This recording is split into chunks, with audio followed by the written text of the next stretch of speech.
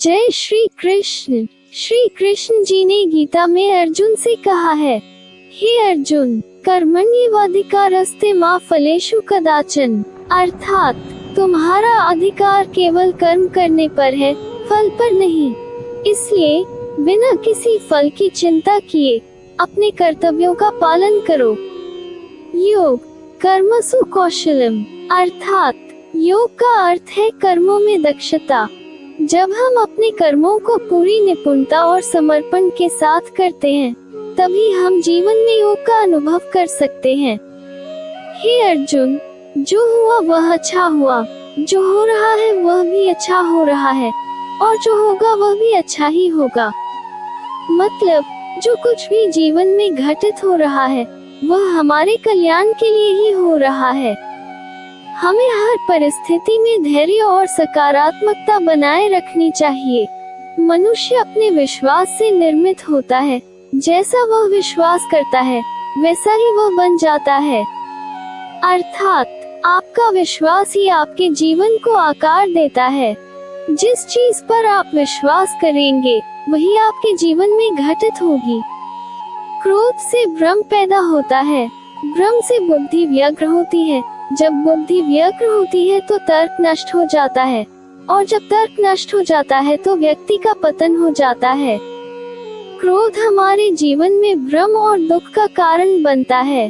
इसलिए हमें हमेशा शांत और संतुलित रहना चाहिए। जो व्यक्ति अपने मन को वश में कर लेता है उसके लिए मन उसका सबसे बड़ा मित्र बन जाता है, लेकिन जो व्यक्ति मन को नियंत्रित नहीं कर पाता उसका मन उसका सबसे बड़ा शत्रु होता है। जीवन में सबसे बड़ा युद्ध हमारे मन के साथ होता है। यदि हम अपने मन को नियंत्रित कर लेते हैं तो हम अपने जीवन में सफल हो सकते हैं। सभी कर्म मुझे अर्पित करके तू निरंतर मुझ में मन लगाकर युद्ध कर। अपने सभी कर्मों को ईश्वर को समर्पित करके व्यक्ति को बिना किसी डर या संदेह के अपने जीवन के संघर्षों का सामना करना चाहिए। जो सुख दुख में एक समान रहता है, जिसे न मान की चिंता है न अपमान की, वही महान है। सच्चा योगी वही है जो जीवन के उतार चढ़ाव में समान भाव से रहता है और किसी भी परिस्थिति में विचलित नहीं होता। जो व्यक्ति सभी इच्छाओं का त्याग कर देता है और किसी वस्तु के लिए लालायित नहीं होता, वह सच्चा सुखी होता है। इच्छाओं का त्याग और संतोष ही सच्चा सुख है। जब व्यक्ति अपनी इच्छाओं को छोड़कर आत्मज्ञान प्राप्त करता है, तभी उसे शांति और आनंद मिलता है। जो मन को नियंत्रित नहीं करते उनके लिए वह शत्रु के समान कार्य करता है। यदि हम अपने मन को नियंत्रण में नहीं रखते तो वह हमें गलत दिशा में ले जाता है और हमारे लिए परेशानी का कारण बनता है।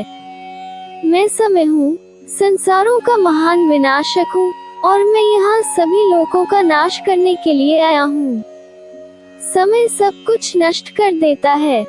ये श्री कृष्ण का उद्घोष है कि समय के आगे किसी की जीत नहीं होती।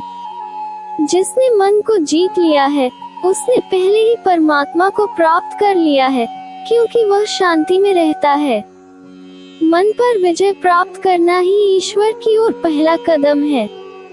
शांति की अवस्था में ही हम ईश्वर से जुड़ सकते हैं। निष्काम कर्म से ही व्यक्ति मोक्ष को प्राप्त करता है। कर्म करते समय फल की इच्छा न करना ही मोक्ष की ओर बढ़ने का सही मार्ग है। जो अपने कर्मों का त्याग कर देता है और निष्काम भाव से जीवन जीता है, वही सच्चे अर्थों में मुक्त है। कर्म का त्याग केवल शारीरिक रूप से नहीं, बल्कि मानसिक रूप से भी किया जाना चाहिए। जो भूतों को मुझ में देखता है और मुझे सभी भूतों में देखता है, वही सच्चे योगी हैं।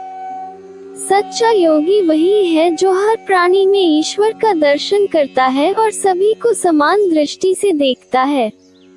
हे अर्जुन, मैं प्रत्येक प्राणी के हृदय में स्थित हूँ और सभी प्राणी मेरे अधीन हैं। श्री कृष्ण प्रत्येक प्राणी के भीतर विद्यमान है और सभी प्राणियों की दिशा और दशा उन्हीं के नियंत्रण में होती है।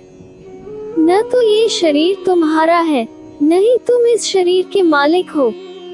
ये पृथ्वी, जल, अग्नि, वायु और आकाश से निर्मित है और अंत में इन्हीं में विलीन हो जाएगा। हमें अपने शरीर से बहुत अधिक आसक्ति नहीं रखनी चाहिए, क्योंकि यह नश्वर है। इस संसार में कोई भी स्थायी नहीं है, यहाँ सब कुछ नाशवान है। केवल आत्मा ही अमर है। हमें इस नश्वर संसार में आसक्त नहीं होना चाहिए और अपने आत्मा के सत्य स्वरूप को पहचानना ईमानदारी और सच्चाई से बढ़कर इस दुनिया में कुछ भी नहीं होता। चाहे कितनी भी कठिनाइयां आए, लेकिन अगर इंसान सच्चाई और ईमानदारी के मार्ग पर चलता है तो अंत में उसे सफलता और सम्मान अवश्य प्राप्त होता है।